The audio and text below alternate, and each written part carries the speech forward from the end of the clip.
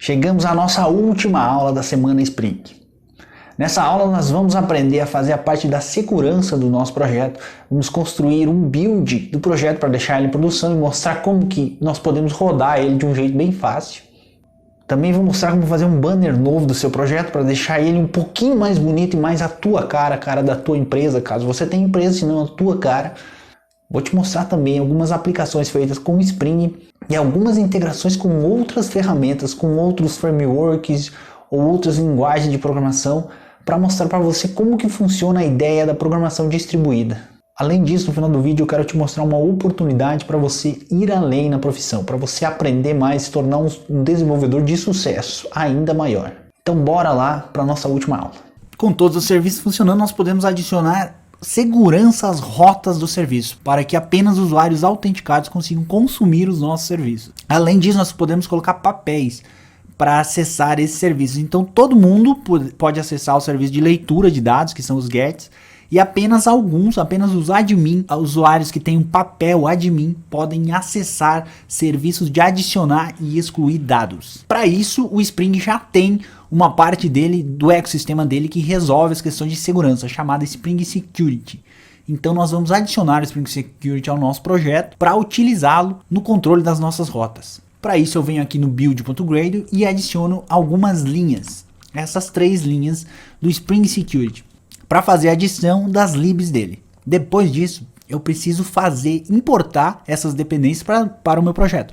Então eu vou aqui no Gradle Tasks, procuro a minha tarefa IDE Eclipse e executo ela. Isso vai fazer o download das libs se forem necessárias, se ainda não tiver sido feita, e adicionar elas ao meu projeto. Com as libs já no projeto, eu só preciso criar uma classe de configuração do Spring Security para dizer para ele qual usuário pode acessar qual rota. Agora eu preciso criar a minha classe de configuração.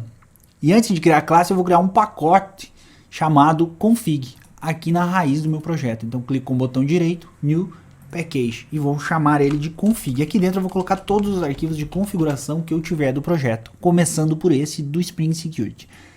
Venho até o pacote config, clico com o botão direito, New Class, e vou criar uma classe chamada HTTP Basic Authentication. Finalizei, essa classe está criada, ela não tem nada até esse momento. Por que ela é esse nome, HTTP Basic Authentication? É porque nós vamos utilizar a autenticação básica nesse ponto do sistema. A autenticação básica porque ela é a mais fácil de implementar, é para modelo educacional e para intuito educacional ela funciona muito bem, e a forma de fazer todas as outras é muito parecida. O início, a estrutura é igual. Você pode estar utilizando depois aqui JWT, tu pode utilizar Alt 2 ou qualquer outra forma de segurança que tu quiser, e é altamente recomendado que você faça isso, mas para esses fins educacionais eu vou utilizar HTTP Basic aqui.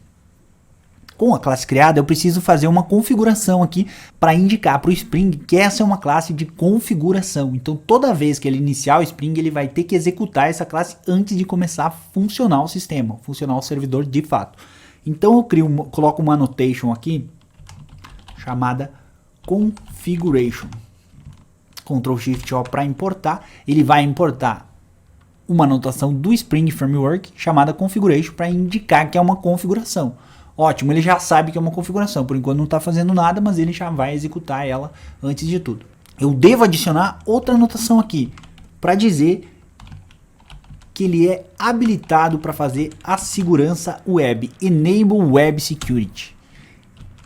Para dizer que ele vai ser o responsável por fazer a segurança web, por fazer a configuração inicial do Spring Security. Para fazer essa classe eu não preciso partir do zero, porque o Spring já tem uma classe que tem muitas implementações que já deixa muita coisa pronta para mim. Então eu só preciso pegar essa classe e utilizar a herança, estender da classe que o Spring me oferece. Então extends Web Security Configurer Adapter, essa é a classe do Spring.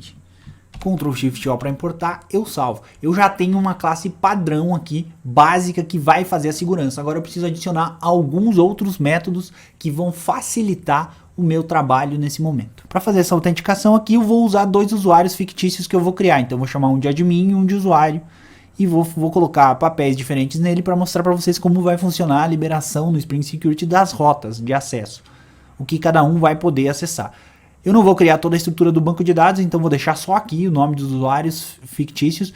Então para isso eu vou precisar reescrever um método que ele faz uma configuração global. É como se quando ele startasse esse configuration, aqui, esse HTTP Basic Authentication, essa minha classe, ele lesse e executasse esse método. Então vou colocar dentro desse método, vou colocar os dois usuários, a criação desses dois usuários fictícios para nós utilizarmos eles como exemplo para essa análise. Então esse é um método público, public void, vou chamar de configure global, e dentro dele nós vamos ter um parâmetro chamado Authentication Manager Builder. Isso aqui não sou eu que estou inventando, tá? Isso aqui é um método padrão que você vai ter que reescrever se você quiser usar isso aqui. E ele vai poder lançar uma exceção de exception. Eu vou adicionar aqui uma annotation auto-wired para que o Spring já faça para mim a injeção desse método aqui. Ele utilize e execute esse método aqui toda vez que a configuração for iniciada. Dentro dele eu vou inserir os usuários. Então eu vou fazer um auth, que é o meu Authentication Manager Builder ali, que está passado como parâmetro, né, que foi injetado pelo Spring. E vou chamar esse método aqui, ó, in-memory authentication, com o usuário, with user. Vou colocar um nome para esse usuário, vou chamar o usuário de usuário, que esse aqui vai ser o usuário padrão, tá? E password aqui, opa, é fora daqui, password. E dentro desse cara aqui vou adicionar um password 123. Ponto, opa, tô dentro de parâmetros novamente aqui. E vou passar os roles, que são os papéis desse cara aqui. Esse cara vai ser um user, que vai ser um usuário simples. Só que aqui, se eu executar isso aqui, não vai funcionar.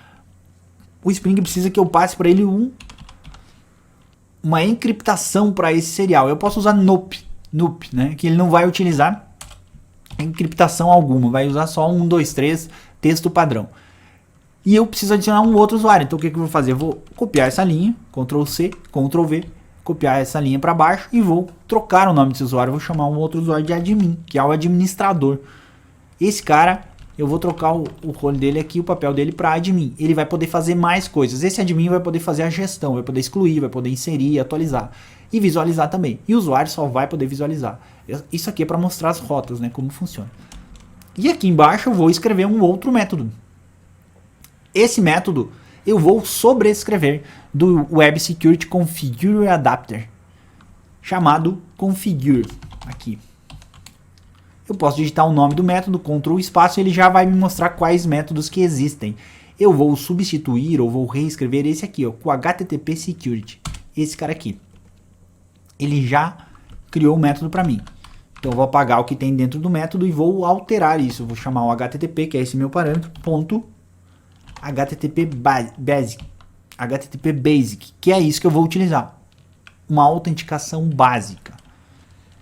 Mas eu preciso colocar mais coisas aqui, porque eu quero definir os papéis. Então o que eu vou fazer? Vou dar um Enter, só para ficar mais fácil de visualizar aqui. Mas basicamente depois do HTTP Basic eu coloco um ponto para continuar. End, quero que faça o HTTP Basic e autorize request, autorize todas as requisições que tenham HTTP método, que tenham o método get e tenham a string tarefas, o nome tarefas, asterisco para mostrar qualquer coisa depois de tarefas. Então todos os métodos get poderão ser acessados pelos papéis admin e usuários. Então esses caras aqui poderão acessar. Todo mundo que for admin, todo mundo que for usuário vai poder acessar todos os métodos get que tenham a URL tarefas e qualquer coisa depois. Mas tem mais uma coisa, agora o admin vai poder fazer tudo e qualquer coisa. Então eu vou copiar essa linha, dar um enter, adicionar essa linha aqui e trocar algumas coisas aqui. Tipo, excluir esse usuário e alterar isso aqui para as-hold, né? As-hold, que seja do papel admin, que tenha o papel admin. E vou alterar isso aqui, vou tirar esse get. Isso significa o quê? Essa linha está dizendo para mim assim: eu quero que o HTTP trabalhe com o HTTP Basic e autorize todas as requisições que tiverem na URL do tipo get tarefas barra qualquer coisa para os papéis admin e usuário, user. E a próxima linha está dizendo, eu também quero adicionar essa configuração. Autoriza todas as requisições que tiverem tarefas, qualquer coisa, que tenham o role, né, o papel admin. Então, para o admin, ele vai fazer qualquer coisa, desde que ele esteja autenticado. Então, o usuário autenticado que tiver um papel admin vai poder fazer qualquer coisa no nosso sistema, já que nós só temos os controles de tarefas. E se ele for um user, o papel user, ele só vai poder fazer as coisas das tarefas que tiverem get e nada mais que isso. Para tudo isso funcionar, eu preciso adicionar mais uma coisa aqui de configuração. Então eu coloco mais um end aqui, CSRF disable. Eu vou desabilitar o CSRF. Não vem em questão explicar exatamente o que isso significa, mas saibam que você precisa fazer isso, porque senão vai dar problema.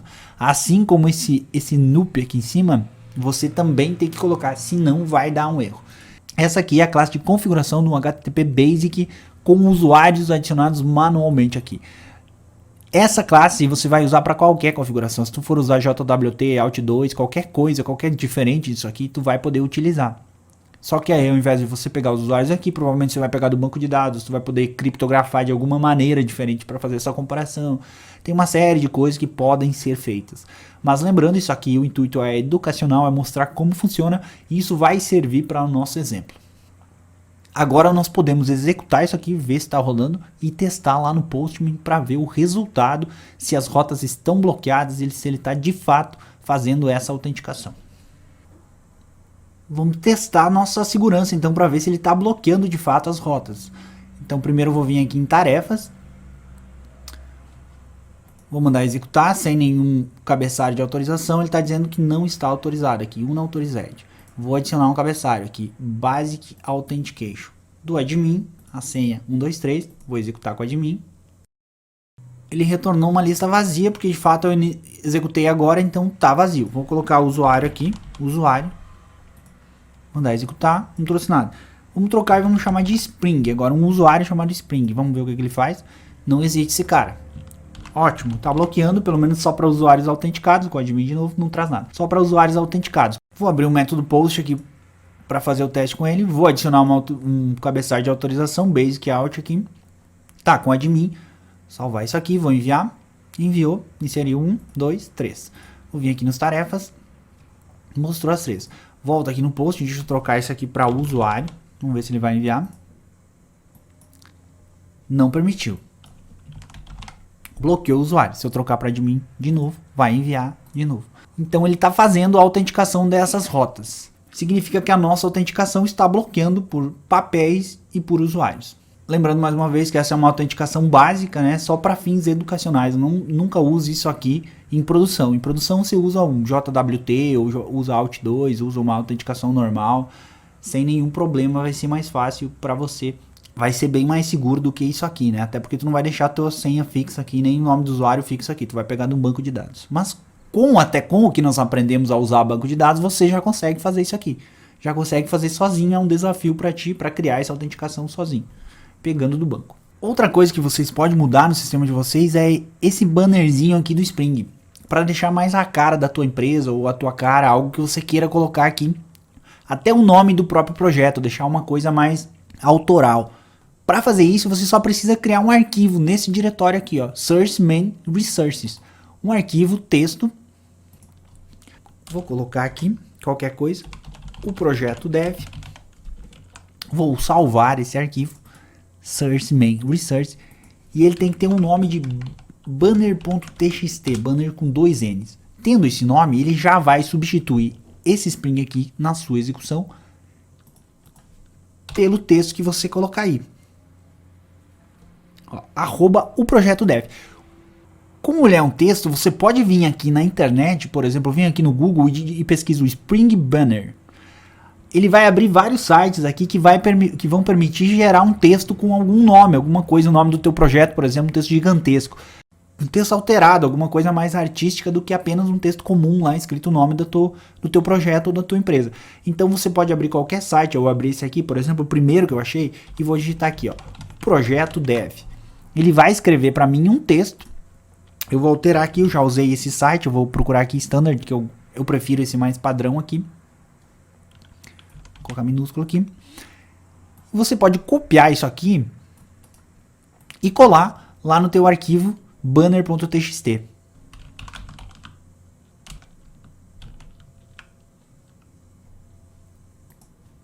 Depois que ele está aqui, você pode executar e perceber que ele vai aparecer aqui embaixo no console. Isso é bem legal, porque quando você fizer um build e começar a executar em linhas de comando, em terminais, ele vai ficar escrito esse nome, esse layout, além de ser algo bom para marketing, também se tu tiver vários projetos, usar microserviços ou alguma coisa assim que tu necessite de vários projetos, vai ser legal você ter uma identidade para cada projeto, para todos eles serem diferentes um do outro. Com o projeto finalizado, a última coisa que nós precisamos fazer é gerar uma versão executável desse cara aqui. Gerar um build desse projeto. Para fazer isso, o Gradle nos oferece uma tarefa pronta. Então nós só precisamos vir nessa janelinha aqui, Gradle Tasks, e executar ela. Ela está aqui em Build, boot jar, aqui. Esse cara vai gerar um jar executável.